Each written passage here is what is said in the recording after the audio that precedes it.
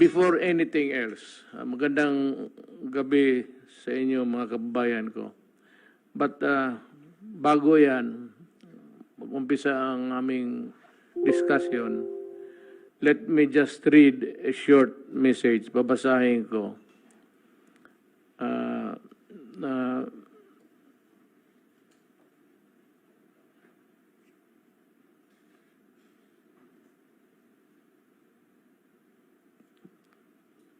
Let me extend the nation's deepest condolences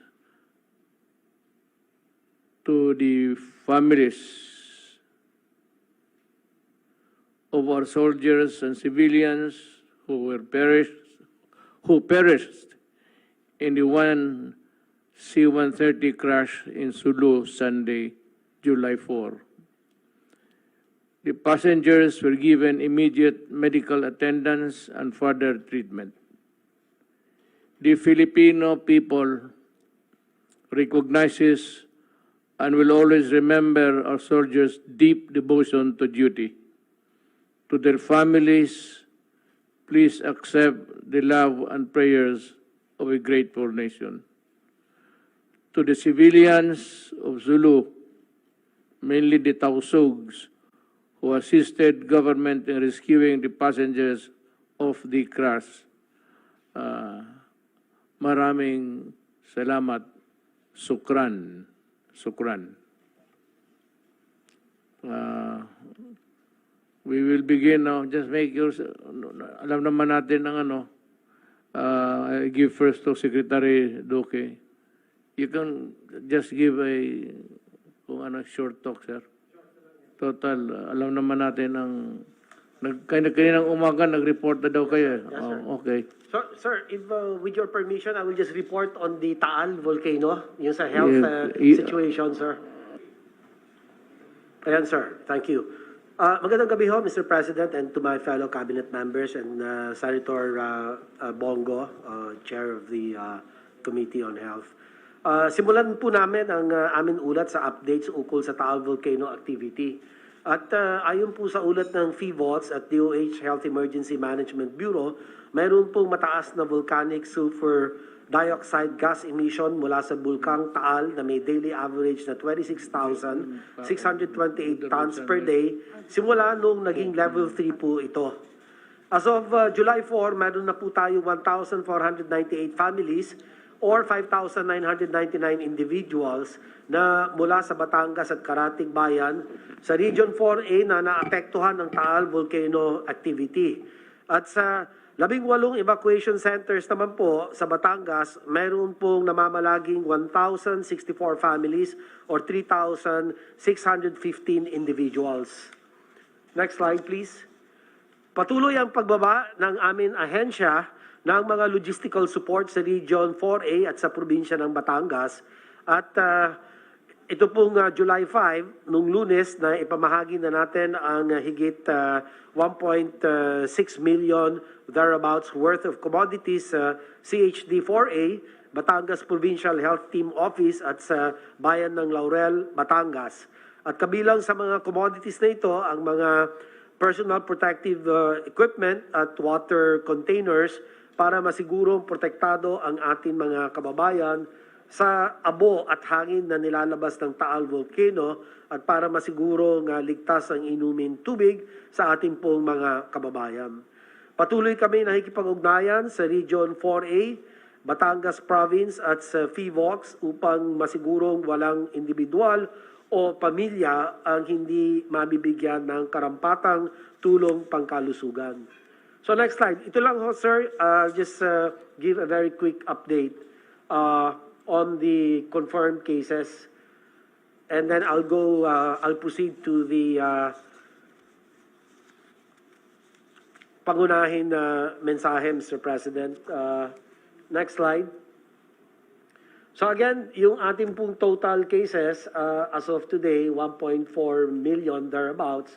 Meron po tayo na idagdag na 4,114 na bagong mga kaso at ang active cases natin ay 49,613. May naidagdag po tayo na mga 5,000 plus na bagong kaso. Samantalang ang recoveries po natin umabot na sa 94 0.82%, at meron pong mga gumaling na dagdag 6,086, samantalang ang porsyento ng pumanaw ay nasa 1.75%, at yan po ang total na pumanaw, 25,296. Cumulative po yan, at meron po tayo na idagdag na 104. So, next slide. Ito naman po, very quickly, yung kulay blue na slide at curve, yan po yung NCR, at makikita natin sa bandang dulo, nagpa-plateau na, kasama din po yung NCR plus na kulay green na epidemic curve. Ganun din po, nagpa-plateau, bumabagal na po. Ibig sabihin nito, ang mga bilang ng bagong mga kaso, at ang Mindanao naman po ay bahagyang bumaba ng kaunti, pero overall tumataas pa rin. Ganun din naman ang Visayas, yung kulay aqua blue or teal color. Ano po? So yung rest of Luzon na pula, yan din ang nakikita natin ay medyo bumababa, pero meron itong mga huli ay medyo lumalaki din, tumataas ng kaunti ang bilang. So, yan pa rin po ay sa atin updates on the 6,566 samples with lineages. Makikita po rito, dalawang Delta variant cases ang muling natukoy, at ang kabuuan po ang 0.3% or 19 samples positive for the said Indian lineage or Delta variant. Samantalang ang Beta variant naman, B1351, o yung dating kilalang South African lineage, siya na po ang pinakakaraniwan ngayon na kikita sa biosurveillance. Umaabot po ng 21.1% nationally of all the specimens sequence. And ito na po ang pinaka-common na variant. Susunod po ang Alpha variant, ang B11.7, asa 18.5%. Samantalang ang atin pong Gamma variant o yung P1 ay dalawang samples po ang natukoy dito.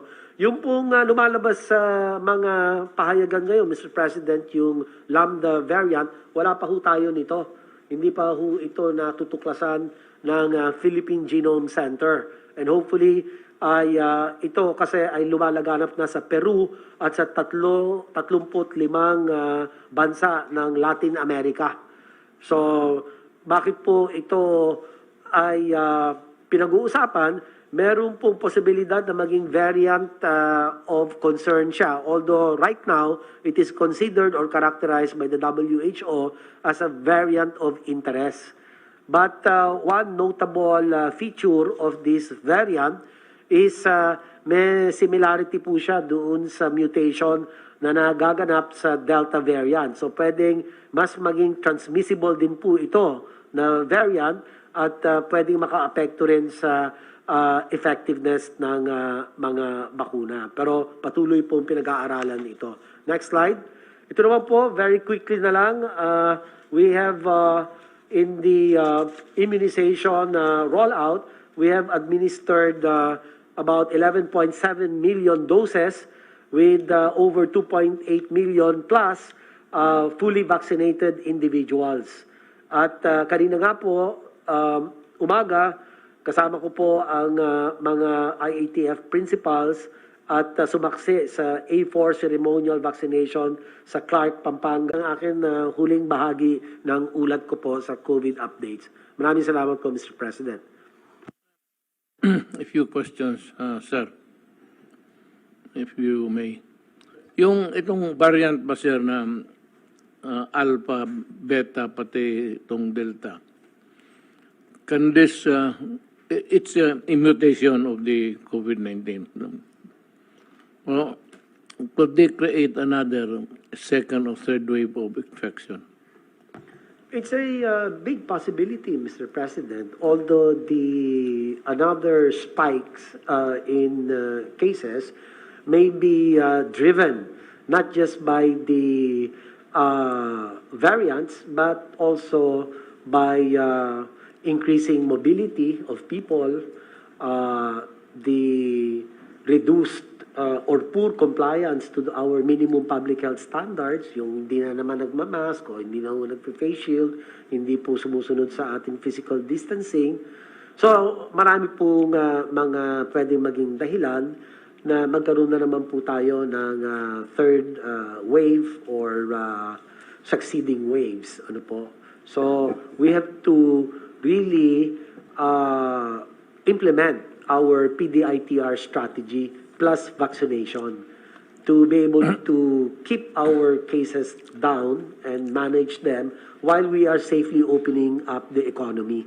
So it's really a balancing act between health and also of the economy. So buhay at kabuhayan, Mr. President. But one of the most effective methods of controlling a contamination entering into our shores could really be border controls.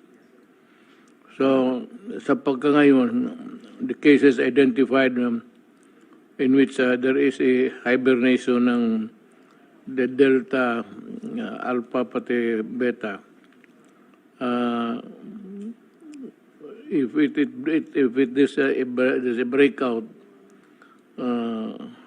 would you say that we have again to close our borders? It's a possibility, Mr. President, because, well, right now, ang border control natin, ang national protocol which you have approved, Mr. President, for the whole country, is talagang yung 10 days facility quarantine, test on the 7th day, and completion of the remaining 4 days in the LGU of residence. So that way, sir, talagang hindi makakalusot itong mga variants, lalo na itong Delta. Because so far, wala pa po tayong evidence of a local case of the Delta variant. So by and large, we have been effective in preventing the introduction of Delta variant into households and into communities. So wala pa po tayo. And we hope to keep it that way, Mr. President. Okay, thank you. Next, we would like to hear the Director General Enrique Bunuingo for his updates sa COVID-19 vaccines. Magandang gabi po, Mr. President, sa inyong lahat. Bigyan ko lang po kayo ng konting updates doon sa mga vaccines natin na ginagamit dito sa Pilipinas. Can I have my slides, please? Yeah, next slide, please. Mr. President, since last week, meron pong nadagdag actually sa mundo na isang bakuna, yung number 19 is a new inactivated virus vaccine coming from China, from a private company called Minhai. Of these 19 approved vaccines all over the world, of course, 8 are already approved in our country, and we have a 9th possible applicant very soon. Next slide, please.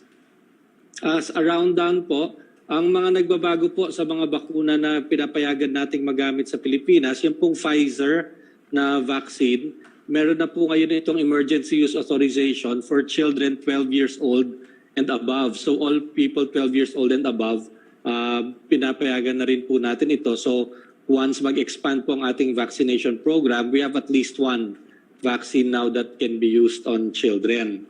Yun naman pong AstraZeneca, this is the second most widely used vaccine that we have now in our country.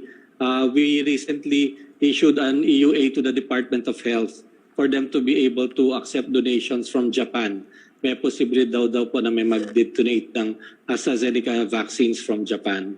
Next slide, please. Yun pong pangalawa dito, yun pong Janssen. Ito po yung ang kakaiba po dito sa Janssen na vaccine, it's a single dose vaccine, no? So kung halimbawa po meron tayong 3 million doses, 3 million na people po ang mafufully vaccinate because of the Janssen. Isa lang po kasing ineksyon ito. And last week we also issued an EUA to the Department of Health for possible donations coming from the USA nito pong Janssen o yung Johnson & Johnson vaccine. Yung pong Moderna, meron na rin pong dumating sa Pilipinas niyan na first shipment which are currently being used. At yung pong Sinopharm, ano pa po, mukhang inaaral pa po ng DOH din, kung paano po yung pag-secure natin ng mga Sinopharm. Next slide, please. Yun pong Sputnik, ito po yung Gamaleya, mukhang meron po darating na extra doses this week.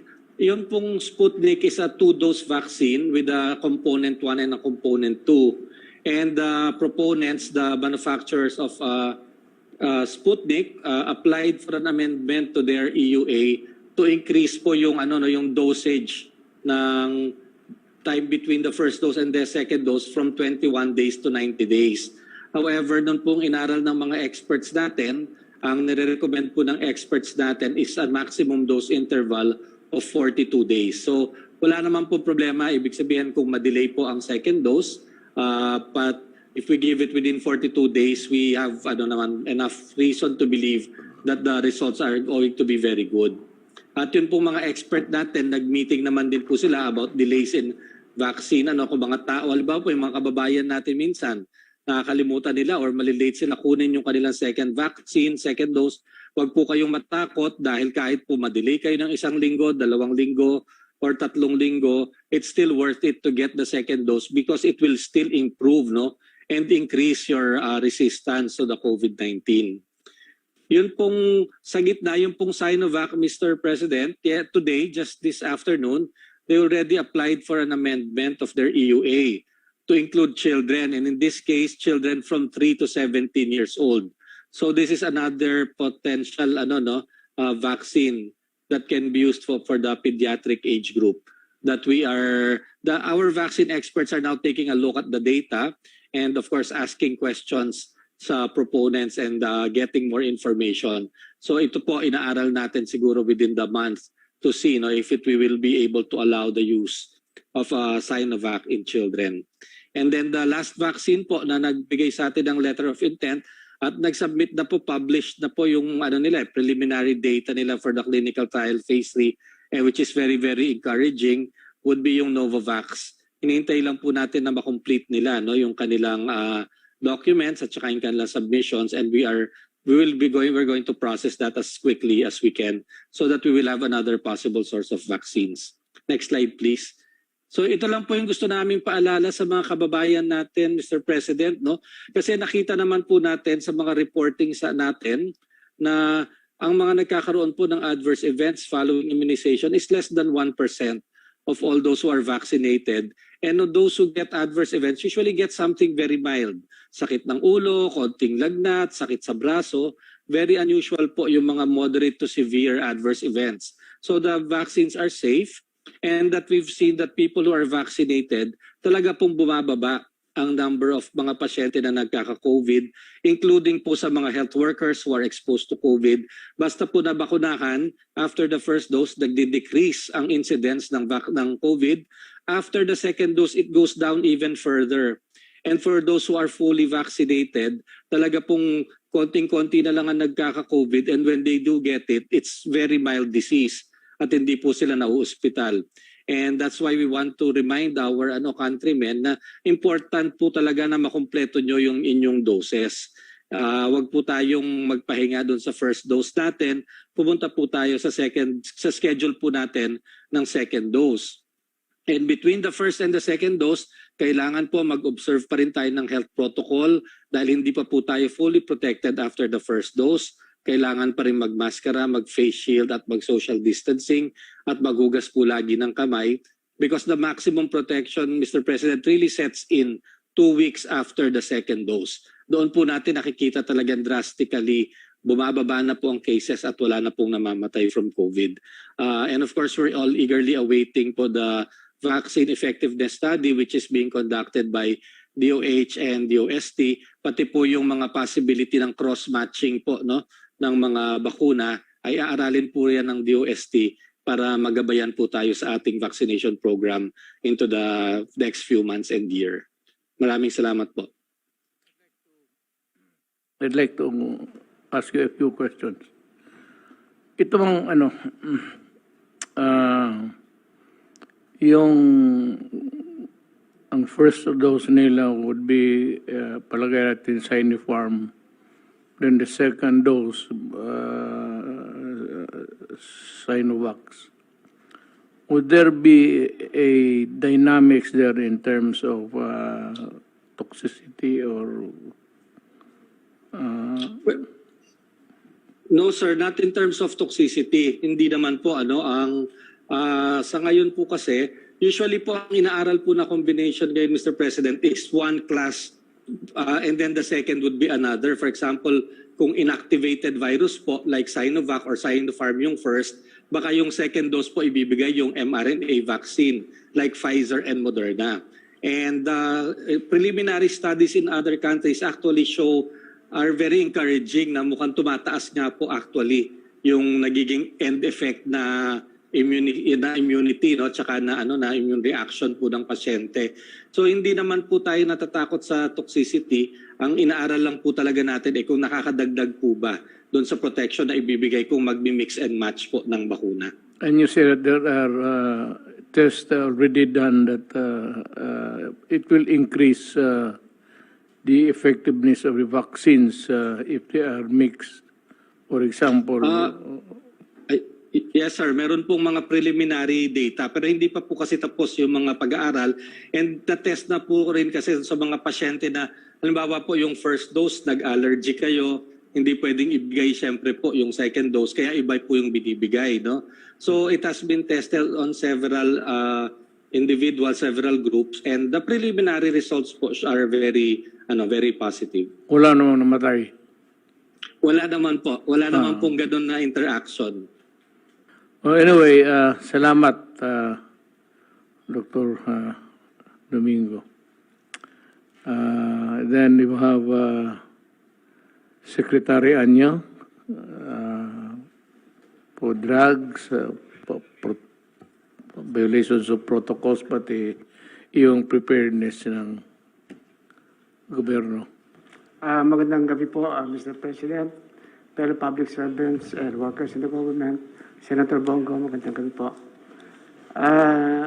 Hindi pa man po tayo nakakaraos sa problemang dala ng COVID-19. Kailangan pa rin natin maganda para sa mga pagdating na iba pang mga sakuna, alang-alang sa kaligtasan ng ating mga kababayan. Kaya po, noon pang Pebrero ng 28 araw ng Pebrero, ay nagbigay na tayo ng mga babala dahil nagkaroon na ng pagliligalig ang Bulkang Taal. At nakapaglabas tayo ng mga memorandum na nagpapaalala sa ating LGUs na maapektuhan ng posibleng pagputok muli ng bulkan na maganda at maging listo. At sa kabila po ng problema ang kinakaharap natin ngayon dahil sa increased volcanic activity ng Taal, patuloy pa rin ang ating programang makapagbigay ng bakuna sa ating mga kababayan. Sa katunayan, naglaan ang NCR ng 3,000 at 500 bakuna para sa evacuation centers sa Batangas para sa ating mga kababayang nais magpabakuna habang pansamantalang nakatira sa mga pasilidad na inilaan ng LGU. At patuloy naman ang implementasyon ng LGU ng Batangas ng minimum health and safety protocols sa mga evacuation centers para sa kaligtasan ng lahat. At maganda po naman ang paghahanda at ang pag-aksyon ng ating pamahalaan ng Batangas, pangunguna ni Governor Milando Mandanas. At dito nga po ay nakapaglikas sila ng 1,034 na pamilya sa probinsya ng Batangas at nakaligtas sa mga ligtas na mga evacuation centers. Habang iba naman ay pinili ang pansamantalang makatira sa kanilang mga kamag-anak malayo sa danger zones na itinalaga ng pillbox. Napapasalamat si Governor Mandana sa tulong ng nasyonal, lalong-lalo na po ang tulong ng DSWD at tulong ng DOH. Maagap din ang ating mga LGU sa mga preparasyon sakaling maulit ang pagputok ng Bulkang Taal. Sa ating monitoring, Mr. President, lahat po ng local chief executives na 142 LGUs na naapektuhan ng pagputok ng bulkan ay kasalukuyang pinangungunahan ang mga paghahandang ginagawa sa kanilang mga nasasakupan. Next slide, please. Next slide.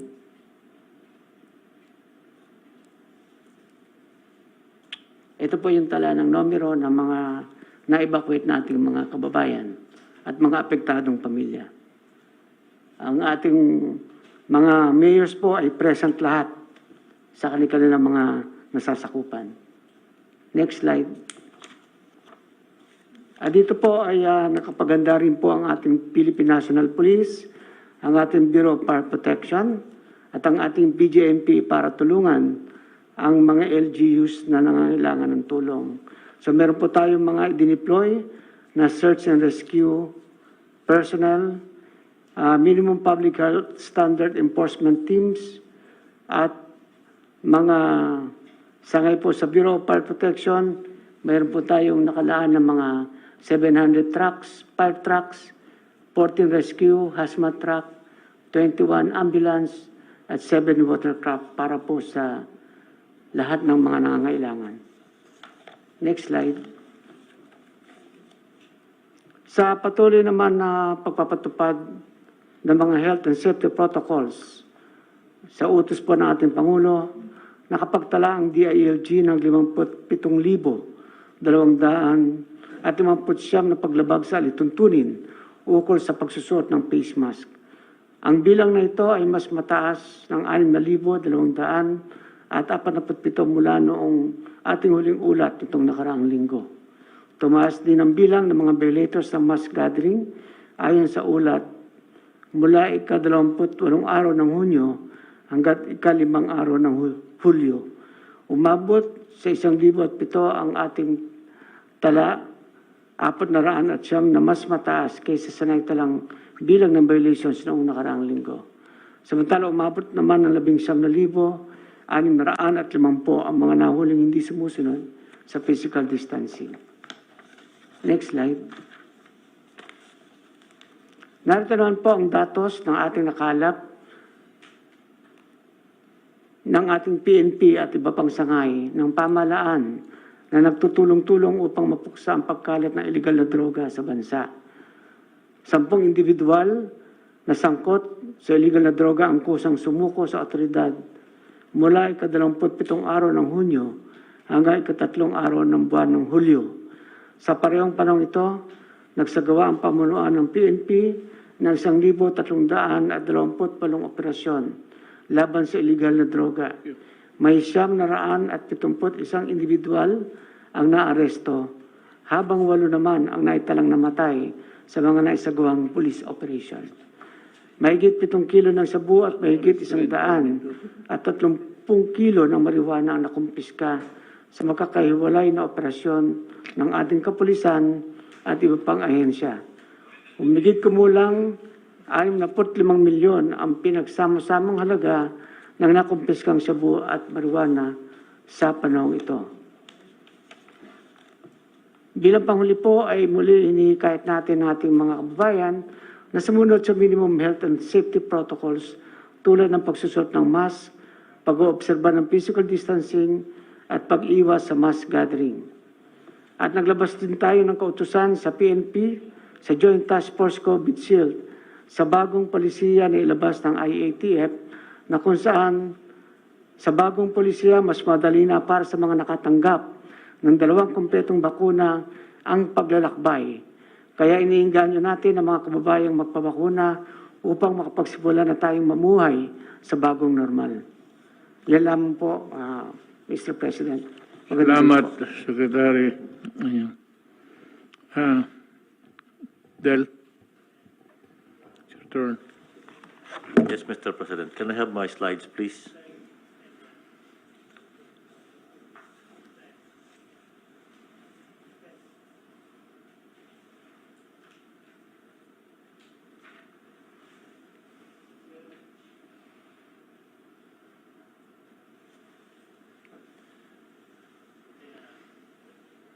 Mr. President, ang aking pangurat ay 3, status ng returning overseas Filipinos, DNDAP vaccination rollout at saka yung update ng Taal, Volcano. Dagdag po dun sa mga inulat kayo na ni Secretary Duque at saka ni Secretary Anyo. Next slide, please. Ito po ang tala ngayon ng ating mga bumabalik na overseas Filipino workers at saka yung overseas Filipinos. Ngayong araw po na to ay 1,232,947. Mayroon pong nadagdag na 17,873 mula nung nag-ulat ako nung 28 June. Tuloy-tuloy po ito. Ang ating mga tao dyan sa airport ay 20 at 24 hours siya nag-aabang ng mga umuuwing mga Pilipinos. Next slide, please. Ito po yung ulat natin sa yung mga Pilipinong gustong umuwi sa Pilipinas. Hindi pa po sila makaalis dahil hindi pa sila tinatanggap ng mga LGUs dahil nga dito sa variant na to na kumakalat sa Pilipinas. So ngayon po ay 3,000 pa lang nakakauwi. Meron pang naghihintay na more than 4,000. Next slide, please. Ito po yung bilang ng mga DND-AEP personnel na nakaroon na ng nabakunahan na 40,059, which is 26% ng population ng AFP. Kanina po nag-usap kami ni Secretary Galvez na kung pwedeng mabigyan natin yung AFP para matapos na po yung lahat ng mga armed forces. Pagkatapos po ng mga active military, ay isasunod naman natin yung mga pamilya nila. Next slide, please. Ito po yung bilang chairman ng NDRRMC, ito po yung mga ginagawa namin para matugunan yung mga pangangailangan ng mga napiktuhan ng pagputok ng Taal Volcano. Next slide, please. Next slide.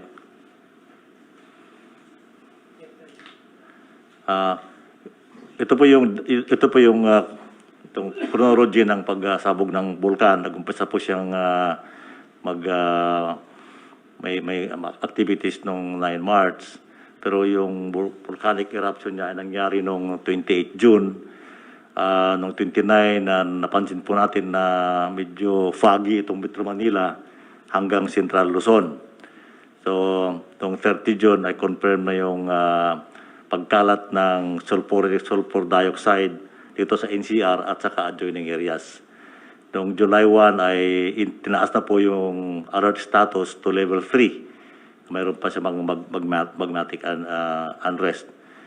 Ngayong araw po na to ay nanatiling alert status level 3 pa rin tayo kasi mayroon pa pong mga pag-activities yung vulkan. So ang recommendation po ng PBOLCS, prohibit entry to Taal Volcano Island. Pigilan muna yung pagpunta sa Taal Volcano Island kasi mataas po at mataas ang risk ng Barangay Agoncillo at saka Laurel. Next slide. Ito po yung may figure na kanina, sinabi na ni Secretary Doke yung figures nila. Yung pong figure ko rito medyo mataas ng konti dahil siguro may mga bagong nag-evacuate. Pero ito po yung apektadong mga barangay, ito po yung lake, yung blue, yung Taal Island, ito yung caldera. Ito po yung mga barangay, mga bayan na naapektuhan. Sila po yung mga nasa evacuation centers. At present, we have 24 evacuation centers in Batangas. Next slide. Ito po yung actions taken noong pong isang linggo, 29 June, ay nag-meeting po kami ng NDRRMC kasama na yung ibang mga ahensya. At ito po yung mga pinaggagawa namin. Yung OCD po ang nangunguna ng pag-assess ng area, pre-disaster risk assessment. Siya rin na nagbibigay ng mga alert, warning at messages sa mga mamamayan. At saka yung pag-conduct ng regional and local risk assessment, prepositioning of teams and resources, and preemptive evacuation. Ang OCD po naman ay nakapagbigay ng 14,500 boxes of hygiene kits, 380,000 pieces of surgical masks, 1,037 pieces of malong, yung parang blanket ito, 2,142 pieces of blankets, and 716 boxes family packs. Yung DOST naman ay nakapagbigay ng 42,185 medical grade cloth masks sa Laurel. Yung DILG kanina po, sabi na ni Secretary Anyo lahat ng ginagawa nila. Yung DSW, na meron silang pre-activated response clusters and augmented food and non-food items to Calabarzon amounting to 39 million pesos. Yung DOH po, nasabi na kayo na ni Secretary Doke, tama po yung mga figure natin dito. Yung AFP, BFP, PCG, PNP, and MMDA, preposition teams and provided assistance in evacuation centers. Yung DPWH, DepEd, DOE, DOTR, DA, PRC, WFP, at saka yung Philippine Disaster Risk Foundation, ay tumutulong po sila lahat sa pag-responde kung ano man mangyayari sa Taal Volcano. Kasi ang prediction ng DOST, baka magkaroon ng mas malaking pagsabog sa mga hinaharap na araw. Next slide. Meron pang isa, yung... Nawala yung isang...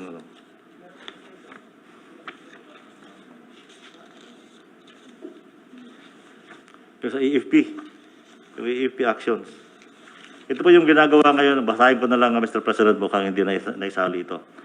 Yung ginagawa po ng EFP, ng Armed Forces dyan tungkol sa Taal, ay assisted the preventive evacuation of affected communities, prepositioned military trucks and support vehicles, deployed a combat group to the municipalities of Laurel and Agoncillo, alerted other disaster response units for immediate deployment, alerted communications team for deployment as may be needed, alerted 5 ready reserve battalions sa Batangas and karating lugar for possible deployment if needed.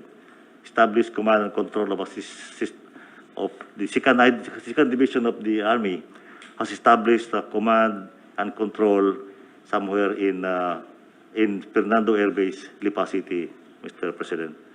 That's all, Mr. President. Thank you. Thank you, Secretary Lorenzana. We call on Secretary Harry Roque. Updates on the vaccination rollout. Yes, yes sir. Patuloy po tayo sa ating E4 vaccination at gaya po nating sinabi, lahat po ng ating ginagawang symbolic vaccination ay meron pong dahilan. No? At itong nakalipas na linggo po ay ito po yung mga naganap na mga symbolic vaccination para po sa ating mga E4. Ito po ay sa Valenzuela. Ito po yung minark natin yung 10 million jobs po. No? At nandun po yung ilang mga principles po ng NTF. Next slide please. Ito pa rin po yung sa Valenzuela. No? Next slide. Ito naman po yung A4 vaccination sa 4A. At ang mensahe po natin dito, syempre, ang 4A po ay yan po yung Calabarzon. Ginawa po natin ito sa Santa Rosa, kasama po natin sa Mayor Rasilia. Dahil ang Santa Rosa po ay nandun po yung maraming mga manufacturing businesses at mga export-oriented industries. No? So ang mensahe po natin ay kinikilala rin natin ang kabayanihan ng mga nasa manufacturing sector natin, lalong-lalo na yung mga kumikita ng foreign revenues na ginagamit po natin sa ating mga pang-araw-araw na buhay na inaangkat sa iba't ibang mga parte ng daigdig. Ito po yung nangyari noong 30 ng Hunyo. Next slide please. So, ito pa rin po yung ating mga binakunahan at yung mga nakapula po, sila po ay mga workers ng isang microchip company na isa po sa ating leading exports, no? Electronic microchips. Next slide please. So, nag-turn over din po tayo ng medical supplies sa Iloilo City at yung C-130 po na bumagsak, yun din po yung C-130 na sinakyan natin. Fortunately po, mukhang ibang crew naman yung nandoon pero namatay din po, nakikiramay po. Pero nung nakausap ko po yung ilang crew na sinakyan namin, talagang they're also in shock dahil alam nila na it could have happened to them too. Pero natuwa naman po yung mga Ilonggo dun sa ating dinilang Sinovac vaccine at saka yung mga PPEs at mga ventilators. No? Nagbakuna rin po tayo sa Agoncillo, Batangas sa kalagitnaan po ng pagputok ng Taal. At ang mga Metro Manila mayors po ay nag-donate po ng suma total 10,000 dosage ng mga bakuna para po sa mga nasa evacuation centers sa Agoncillo, Batangas. Importante po talaga mabakunahan yung mga nasa evacuation centers dahil talaga naman pong nagkakaroon ng siksikan, miski iniiwasan po ng mga personnel ng DOH at nag-i-impose po sila ng social distancing. ito pa po yung yung ating pagbabakuna nga po sa evacuation center sa Agoncillo, Batangas. Next slide. At ito naman po, kagabi lang po ito, may programa po ilang mga lokal na pamahalaan natin na nagpapatuloy sila magbakuna hanggang midnight po, no?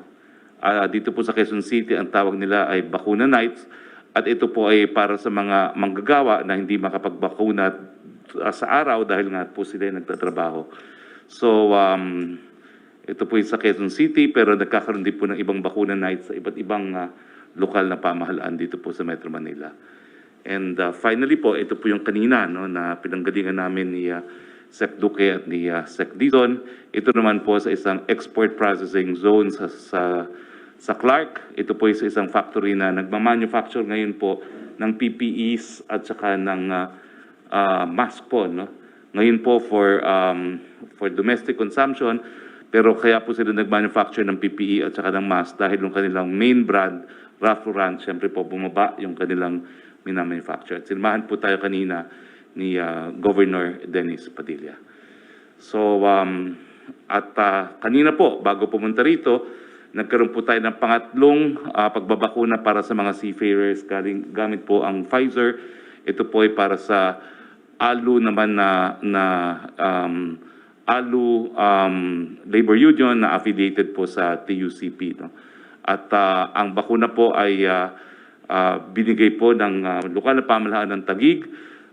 Bagamat this is upon our request po na bigyan po ng mga Pfizer vaccine nga po yung mga paalis ng mga seafarers. Kanina lang po ito bago tayo pupunta dito sa Malacanang. So tuloy-tuloy pong pagbabakuna natin at meron pong symbolism yung lahat na pinipili nating mga grupo ng A4 na bibigyan po ng bakuna.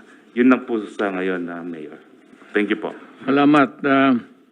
Sal, you have something to say?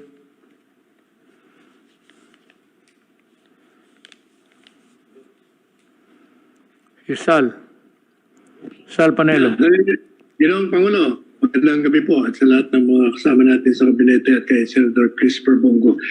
Meron po akong gustong ibahagi sa inyo. Ang katunayan, nag-text po yung barangay kapitan ng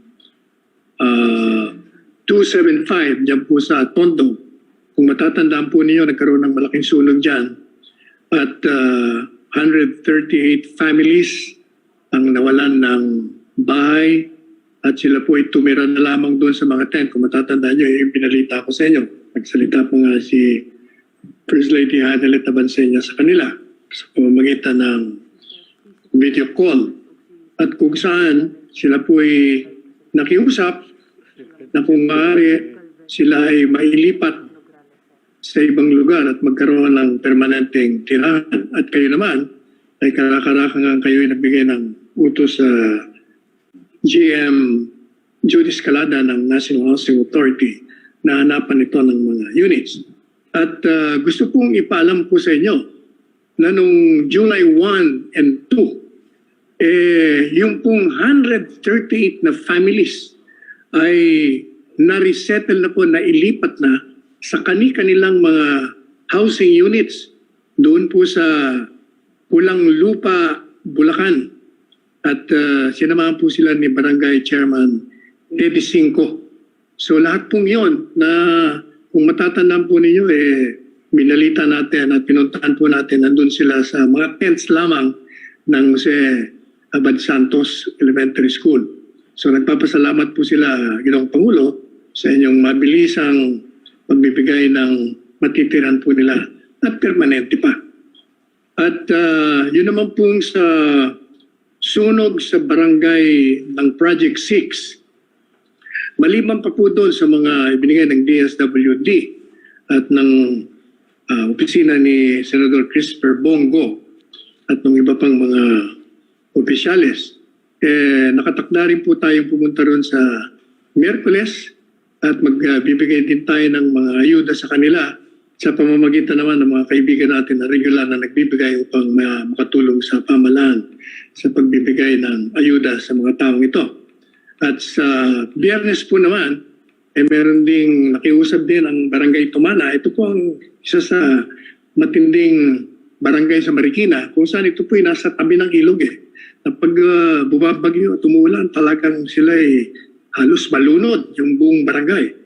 At humingi po rin sila ng tulong at maliban pa doon sa mga tulong na binibigay nila ng ating pamahalaan, itong mga kaibigan natin ay nagpadala rin ng mga ayuda, kaya sa Biyernes po ay pupunta rin tayo doon. Alas 5 na nga po upang may kalat din yung mga ayuda. Now, gusto ko lang pong, maliban po doon sa binigay ko sa inyo report, gusto ko pong mag-react dahil meron tayong nabasang pahayag ng rebelding naging senador. Tapos pakainin ng pamahalaan, nag-stage na po, nakarinig lamang ng putok ay sumurrender na. Na mula ito naging senador, wala na itong ginawa, kundi siraan ng administrasyon, siraan kayo, siraan ang pamilya nyo, siraan si Senador Christopher Bongo, at pilit na inuugnay kayo sa mga di umanong plunderous na mga proyekto ng gobyerno. At meron siyang pinahayag na next week daw ay meron naman siyang ilalabas.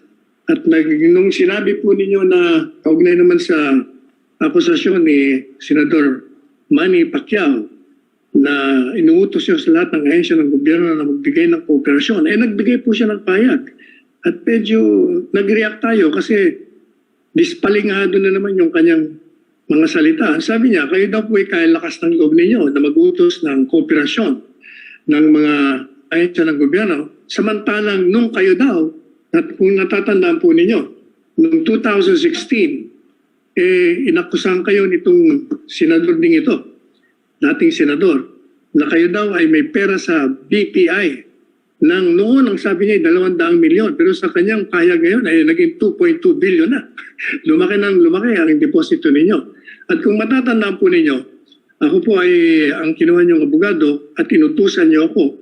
Binigyan niyo ako ng instruction na mag-release ng waiver. Pero sa kanyang pahayag, pinalalabas po niya na hindi kayo nag-release ng waiver. Marami daw kayong alibay. Gusto po nating pasinungalingan yon na meron kayong waiver noong 2016 nung kayo kandidato bilang presidente.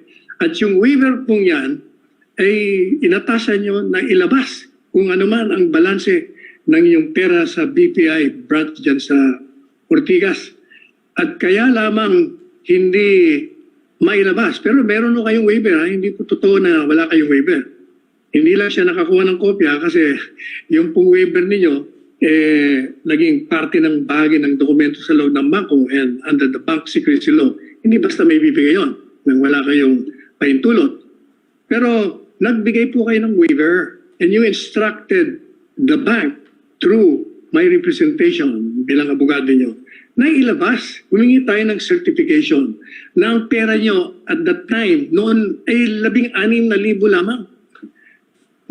Ito'y saliwat sa kasinungalingan niya na meron kayong 200 milyon na ngayon sa kanyang bagong pahayag ay 2.2 billion pesos na.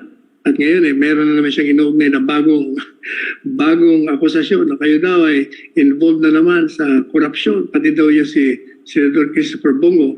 Nasa katotohanan lang, ito'y dati na po niya itong inilabas at nagkaroon na ng mga hearings sa Kongreso at ito'y napatunayan. Kung bagay, patuloy pa rin ang paninira ng taong ito at hindi yata ito titigil. Hanggat ito'y, ewan ko kung anong mangyayari dito. Hanggang baka malagnat na lang to sa kanyang kasinungalingan. Kaya gusto ko lang po linawin na hindi totoo na hindi kayo naglabas ng waiver na itinago nyo ang laman ng pera nyo sa bangko sa BPI. Naglabas kayo ng waiver at lumalabas sa record ng bangko 16,000 lang ang pera nyo humigit kumulang doon po sa panahon na nagbigay kayo ng waiver. Yan lang po, Ginoong Pangulo. Well, si Trillanes, Pacquiao yan, they want to, hold power because they must have, may nakita siguro silang magandang oportunidad nila para sa kanila. Well, I leave Trillanes to you. Ikaw na ang bahala sa kanya kung anuhin mo yan. Daldal yan. Hindi naman lumaban ng debate yan. we will call Nograles, Secretary Nograles. Then we'll cap the evening with a talk from Secretary Galvez. Secretary Nograles. Maraming salamat, Mr. President. Maayong gabi sa tanan, sa mga kasamahan natin sa gabinete, kay Senator Bongo. Mr. President, re-report ko lang yung preparations na ginagawa natin para sa inyong State of the Nation address. Bago pa man ang inyong State of the Nation address ay pumunta na po tayo sa iba't ibang mga regions para sa ating pre-SONA, kung saan binabahagi natin sa ating mga kababayan sa bawat region ang mga accomplishments po ng inyong administration per region. At kabahagi na rin po dyan yung pagtugon natin against COVID-19 at syempre pa yung malawakang vaccination deployment natin. So ang ire-report ko po sa inyo yung apat na regions na napuntahan po natin. So we've actually gone to 11 regions na po, Mr. President, at ito po yung ginagawa natin following minimum public health standards, no? Pero nandyan po yung mga representatives from the academe, NGOs, civil society, the youth sector, at syempre yung mga local chief executives at national government agencies. Sinimulan po natin ito sa Caraga region noong April 15. So that's Region 13, dun po sa Butuan City.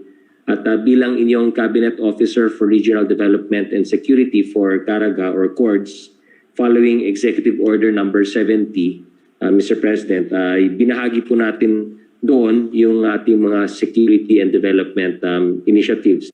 At syempre, patuloy po rin yung infrastructure development, mga bagong kalsada, multipurpose buildings, water system, irrigation, flood control, information and communications utilities, at lalo-lalo na health centers are ongoing in Region 12 because the road to peace is the road itself.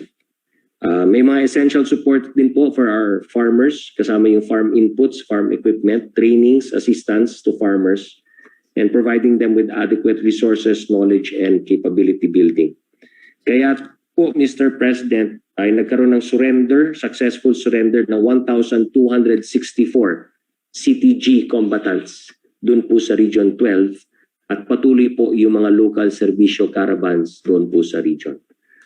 Yan lang po muna, Mr. President. Sa susunod na report po natin next week, yung ibang regions naman po. Salamat, Secretary Nograles. No, finally, si ating to cap the program tonight is Secretary Galvez. Mr. President, Senator Bongo, my fellow cabinet members, mga kababayan ko, magandang gabi po sa ating lahat. For this evening, we will give some significant updates on COVID-19 vaccination program. Please show my slide.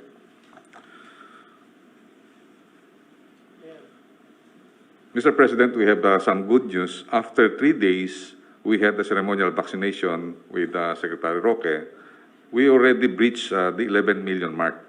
As of this date, Mr. President, we already breached the 12 million mark. This is the first week that we have 2 million that we have reported for this week. Para sa kalaman po ng lahat, na 5,455,346 ang final tally po na-administer natin last June. Ito po yung record po natin na sa isang buwan, nakapag-ano po tayo ng 5.4 million.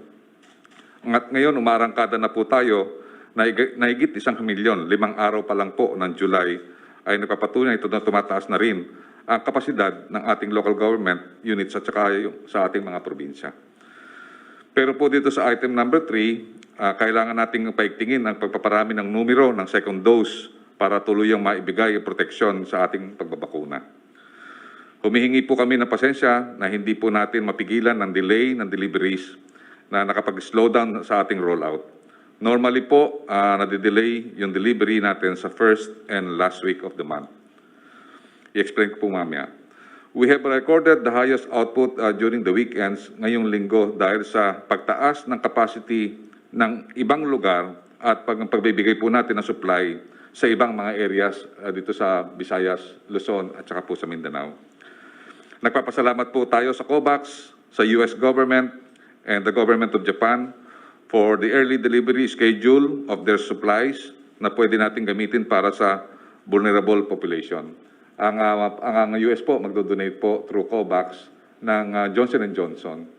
More than 3 million po yun. Kung tutusin po natin, Mr. President, 6 million po ang magiging parang equivalent nun kasi single dose lang po siya. We will also discuss our ongoing preparation on risk mitigation on Delta variants. Next slide, please. Ito po ang detalye ng ating pagbabakuna. Mayroon na po tayong nakatala na 17,455,470 doses na nando po sa ating inventaryo.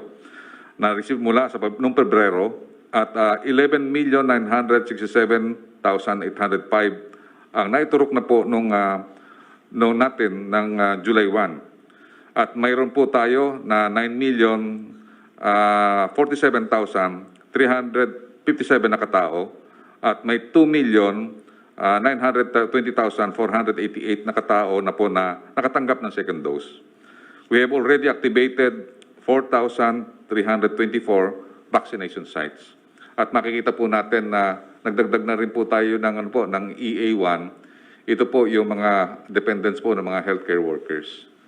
At nakikita po natin na tumataas na po yung second dose natin, malapit na po tayo mag-breach ng 3 million. Next slide, please. Mr. President, ito po ang patating na mga bakuna. At ang magandang balita po na humigit kumulang sa 16 million na vaccine ang darating ngayong July mula sa Sputnik, AstraZeneca, yung Japanese donation po, yung COVAX, yung Moderna, yung private sector procurement na AstraZeneca, yung Sinovac at saka po yung Pfizer. Ang malaking inaasahan po natin ay ang pagdating ng US donation through COVAX na J&J na 3,024,000 na single shot na parang 6 million doses ang katumbas nito. Ito po ay papamahagi natin sa mga senior citizens at may mga comorbidities. Ang gagawin po namin, nag-usap po kami ni Yusek Kabutahe na sa inyo pong direktiba na magkaroon po ng equitable distribution. Ito pong yung sa COVAX na J&J, bibigyan po natin ang region na at least ang pinakamababa po is 100,000 doses per region para equitable po. And then later on, yung remaining 1.2 million, i-distribute natin po based on the population at sa master listed na A2 at saka A3.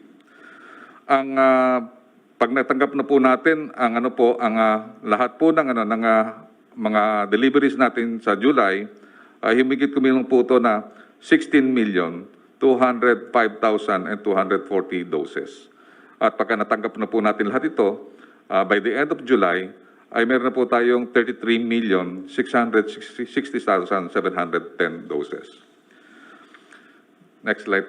At sa August ay umigit kumulang po na 14 million din po ang darating or magiging 47 million lahat by the end of August.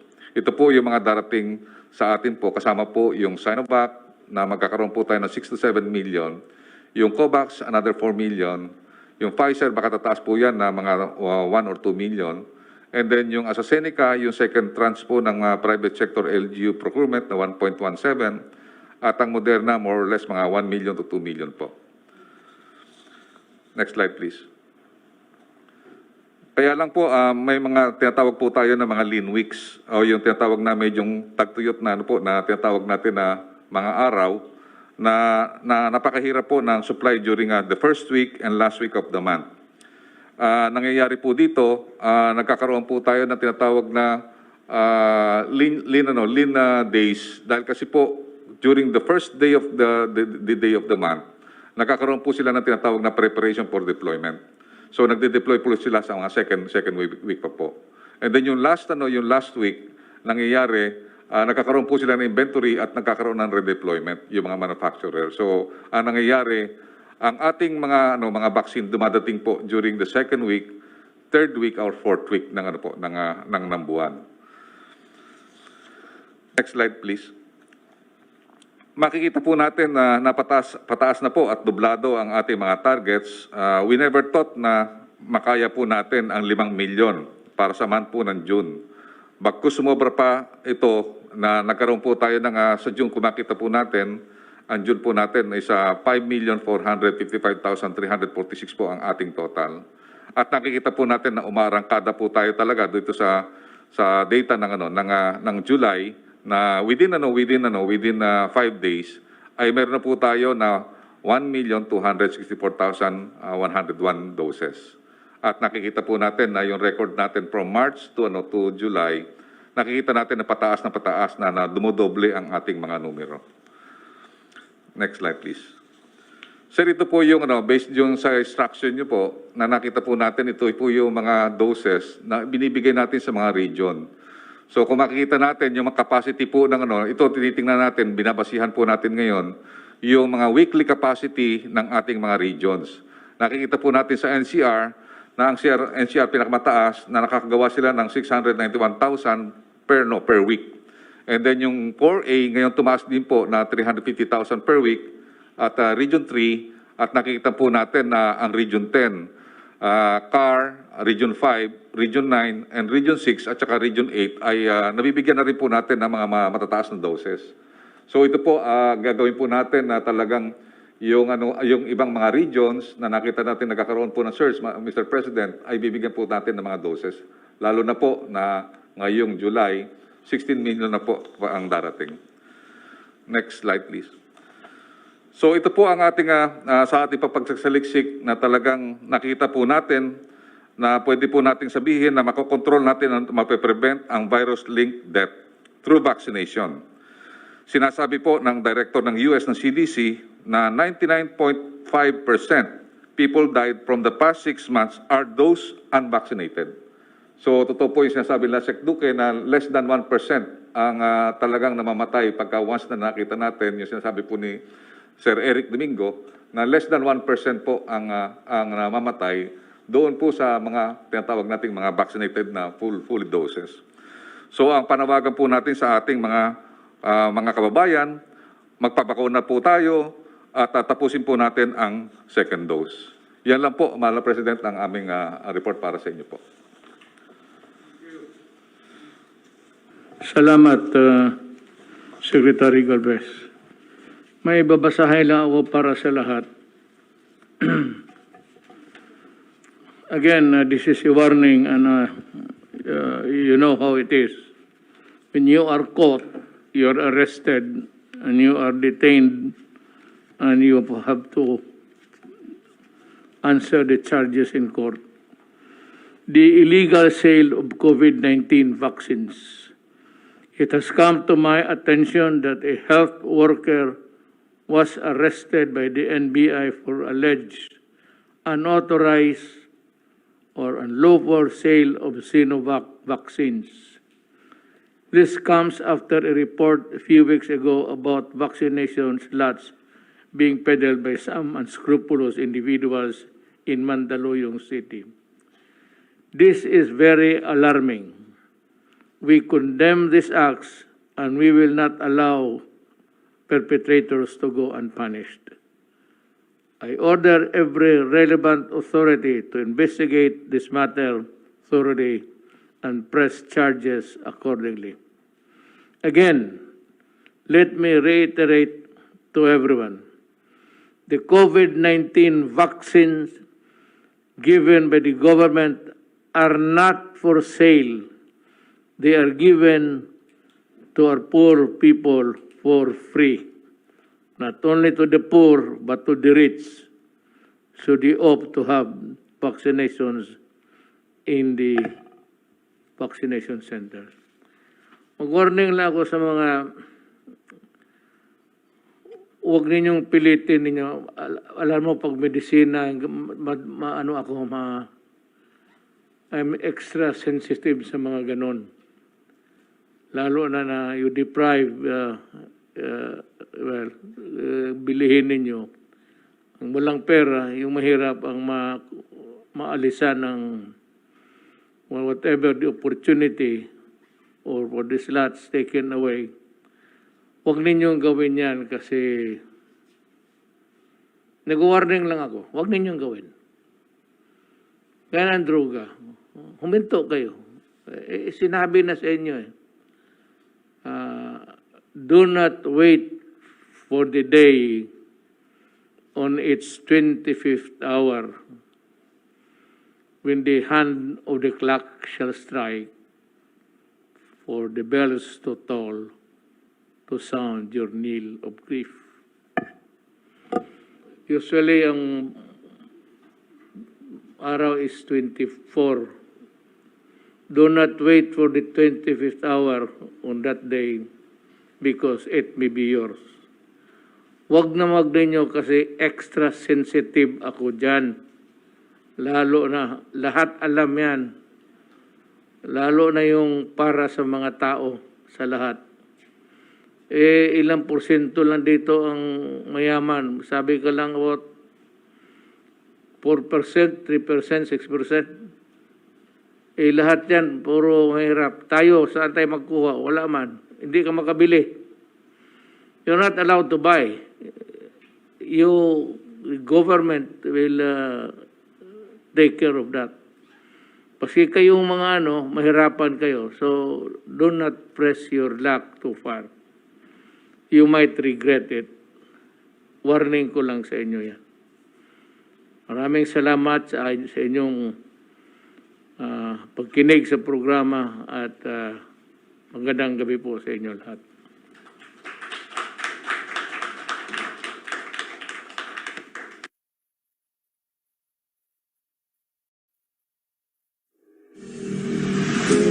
Para ihayag ang pinakahuling kalagayan ng COVID-19 crisis sa bansa at ang mga hakbang na ginagawa ng pamahalaan laban sa pandemya. Mula sa Pangulo ng Republika ng Pilipinas, Mayor Rodrigo Duterte. Ito ang Talk to the People on COVID-19